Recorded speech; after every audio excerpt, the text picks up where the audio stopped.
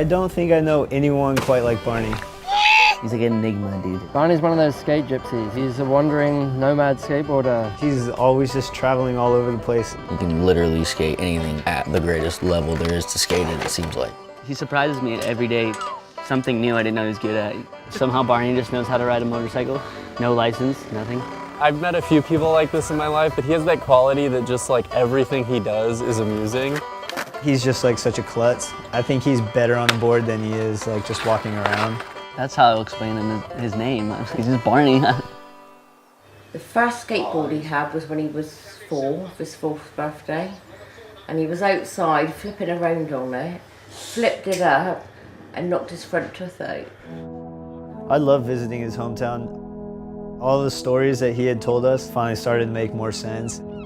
He's from Exeter, town in England.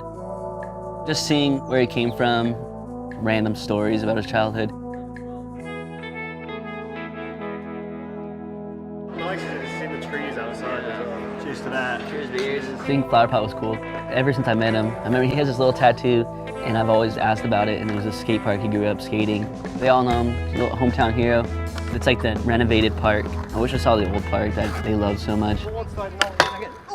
Oh, sticky. You used to come down here when he was a boy on the skateboard. It's a 2-lane highway, but he's skating on through a windy forest, probably like 4 miles just there. Should not be skating on that. Have you ever heard of the Stone Forest in China? It's from Shangri-La. His grandparents are the most legendary grandparents I've ever met. Yeah, it's my grandparents' house. Built with their bare hands. Has this really cool house of all of these things from them traveling, and they've traveled the whole entire world. It's definitely a fun place to run around when you're younger though. And that's the shed that we stayed in. Yeah, I just love walking around the house, nosing about. Pop it off. Yeah. That makes that stick worth a lot more money. Yeah. They've just traveled the world and done so many cool things. And I think that's where he gets it from. I think that's in his blood. You're in England right now. When you go home, you'll be like, I did England, did that. It changed scenery a bunch, I feel like.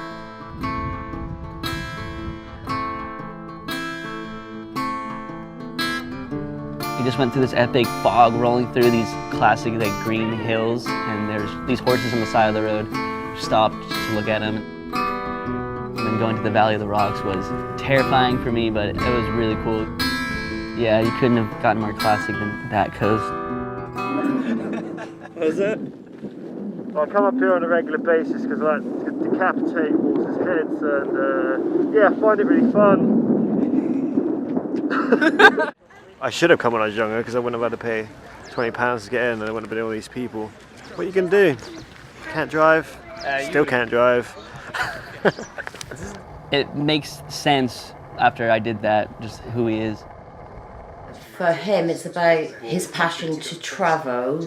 I think it's an amazing thing that, well, all of you can do all of that travelling and see the world. It's a gift, really, to you all, to be honest. When I talk to him, he'll just be like, I was in Guatemala for a month before this. He like weaves in and out of these trips. One day he just appears in my life and then all of a sudden he's gone. Literally never know where he is. I have no idea where Barney lives. He's a veteran traveller, been all over the world. He's happy to wake up in a tent on a beach in the back of a van. He's probably one of the funnest people to travel with. Traveling with Barney is pretty comforting. Doesn't matter where you are, even if he's never been there or like doesn't know anything, he just knows it's always going to work out for him. I don't know if he actually knows that himself, but it does. He's never really in one place for too long. He's just got a lot of momentum. He's always moving forward, ending up in new locations and skating somewhere amazing. He's on one long trip, man. If you look at his Instagram, he's always somewhere different. Man, I seen the Golden Gate Bridge. Right there. Just there. Life hammers. He just is so great at adapting. It's like, oh, we're gonna like get a 12-pack and drink in the van. Okay, that's what we're doing, you know? And then he's life of the party, and he's also just the guy that makes everyone laugh. If he's in the van, you know there's gonna be good music, good vibes. He kind of really embodies like the free spirit of skating. Yeah, Barney doesn't take skateboarding seriously at all, you know? He's got it all figured out to where he can travel the world, skate all the fun stuff. None of it's for the attention. He just does it for a good time, and skateboard's to skateboard, that's it. I think that's what's so addicting about skating, really, isn't it? You know, you just like, 1 second, you just have the worst time of your life, and you want to just punch yourself in the fucking nose. And then literally a minute later, you want to kiss everyone, smiling, and you're like, woo! So from one extreme to the next, that feeling you get when you finally roll away a trick, that's what keeps you skating, is that feeling that keeps you alive, isn't it? Filming for album with Barney Page, you just never knew what you were gonna get. He's just such a creative skater. Right on grind in Bristol, and then back 360 no comply in, like power slide over the thing. Like that whole line just looks so sick because of the flow. It was just a mess around line that he wanted to do for Instagram, and it just looks so cool. Ended up in his part. Back that up with like the switch 360, hippie jump into the bank. Like just like unique tricks, and he makes them look so fun and cool. He's very tasteful about like the tricks that he does and like particular about his spot selection. And the way he puts lines together is really cool because I'm super bad at lines, so seeing him do that is really rad. Might try the backside flip. Probably one of like the coolest tricks in his part just because of the spot. It's like such a perfect trick for it. And it's higher than the bench. Yeah, I remember that triple king force that he did. I remember he was also tripping out about that. He was super scared to jump on it because I guess he didn't know what to expect. He did it first try. You know, you can see why Barney is such an all-terrain skater who grew up in England being able to skate all these pretty crusty spots. He did that full cab so easily. Yeah, it was just the first one he stuck. He landed so good.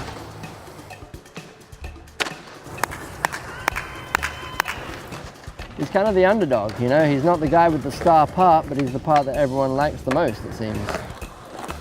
Definitely one of the best to ever do it. It's just the best styles, trick selection. He can pretty much do anything he wants to do on the skateboard. He just like has that board control that like everyone wishes they had. It always looks so easy when he lands it, you know?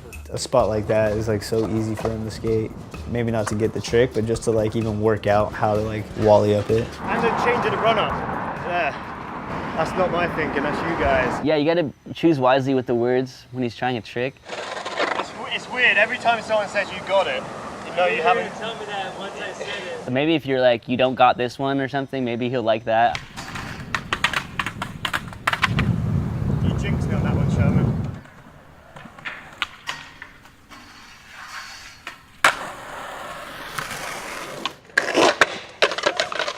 Barney's probably one of the more entertaining people to film. Oh, I just ripped the mole off me. No, I can't even get the speed, man. It's weird, I feel like I'm going a little too fast and now I'm going too slow by the time I get there. It's not broken, it just popped out somehow. Every session there's some sort of drama going on, even if it's just in his head. Can't go for it probably because of my shoulder, man. I don't know why I can't get the rotation. It's so unpredictable. I did it kind of weird though, isn't it? This one's pointier than that one. I hate this spot, man. Hit something in my head, you know? But he'll create something happening, you know? What makes him piss off the most about skating? Pedestrians, Security. the fit of his pants, as he refers to it, trow. Could be just a guy walking down the street wearing a red shirt. A person talking, a bird, stones. Cracks, His trucks. definitely the wind, cars driving by, airplanes going by, Photographers, filmers, eye contact. me. Literally everything. His head just spirals out of control.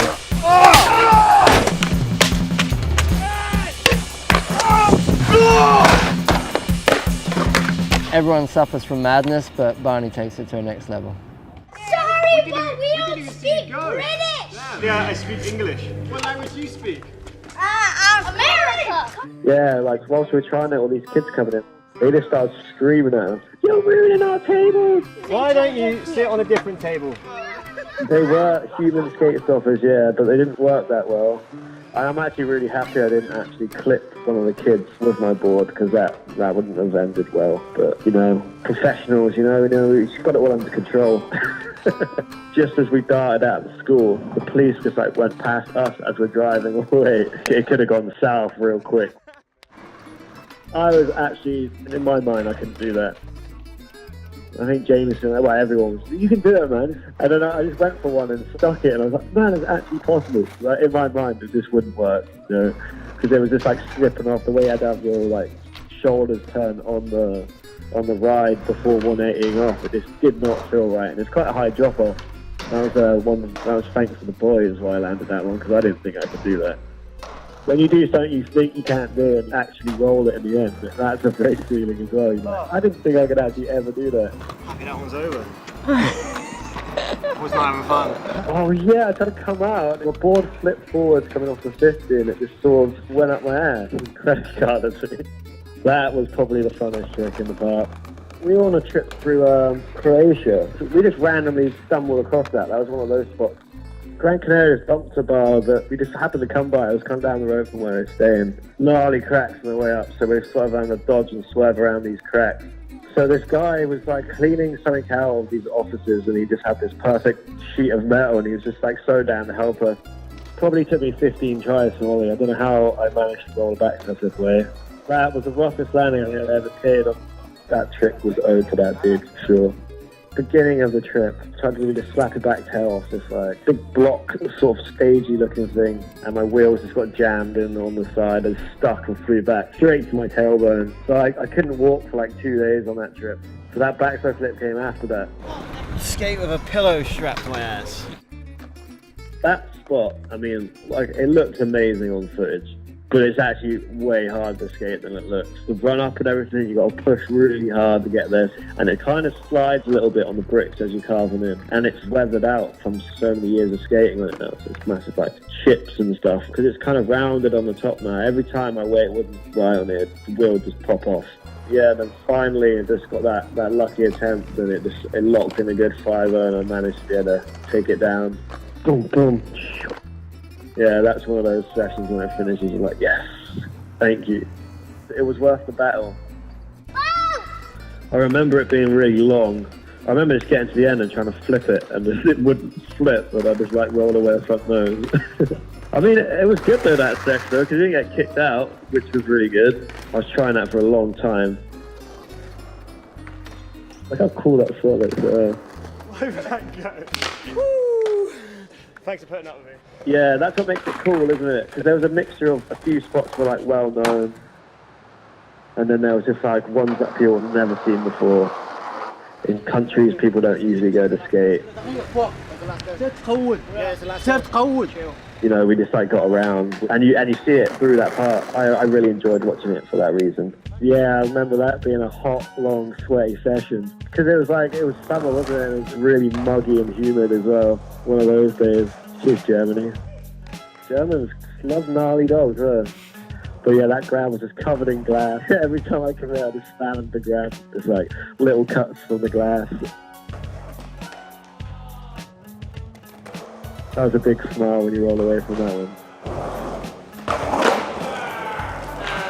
What is that? That took a while. On the run up, there was just like a colony of these gypsy women just talking shit to us the whole time. And the kids would just be like kicking their balls around right in front of us. They weren't giving a shit about skating. They were just doing their own business, but they're pretty irritating.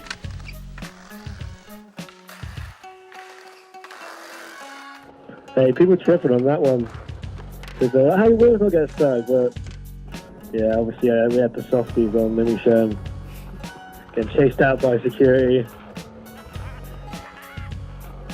There's Archway, the spot's called, brick bank, sub-box bank. It gets smaller as it goes along, but no one really hits the higher part. So the night before, everyone arrived, and that happens to be my birthday. Obviously, as you do, a few drinks. And I was pretty hungover the next day, and we end up going. So I try it probably, I don't know, 2 hours. Temper tantrum, as always. I had my normal skating wheels on. I'm trying to push up there for so long, and I was like losing my mind, just like over it. And then yeah, I did the old cannonball jump break.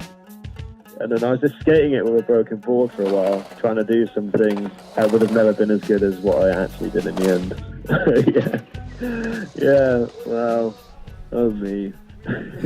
So the next day, it felt a bit better, and we went back, and we had to go to Bristol that day, so we had to get across London in the morning, get to that spot. I had to try and do it, and then we had to piss off and get to Bristol as fast as we could. I tried it for like an hour again with my normal wheels, and then I was like, oh, fuck it, I'm going to try and put soft wheels on. Even after I put the soft wheels on, it was still a nightmare. Yeah, getting angry. I remember I threw the board down on the wheels. It broke like the core in the front left or right wheel. I bent the truck, and I broke the wheel. I was like, and now I've held everyone back. We need to go over here the second time. I think like a few tries, if not like 2 tries later, I just like ended up rolling it away. Biggest amount of relief after rolling that one away ever. Yeah, that was a real nightmare doing that trick.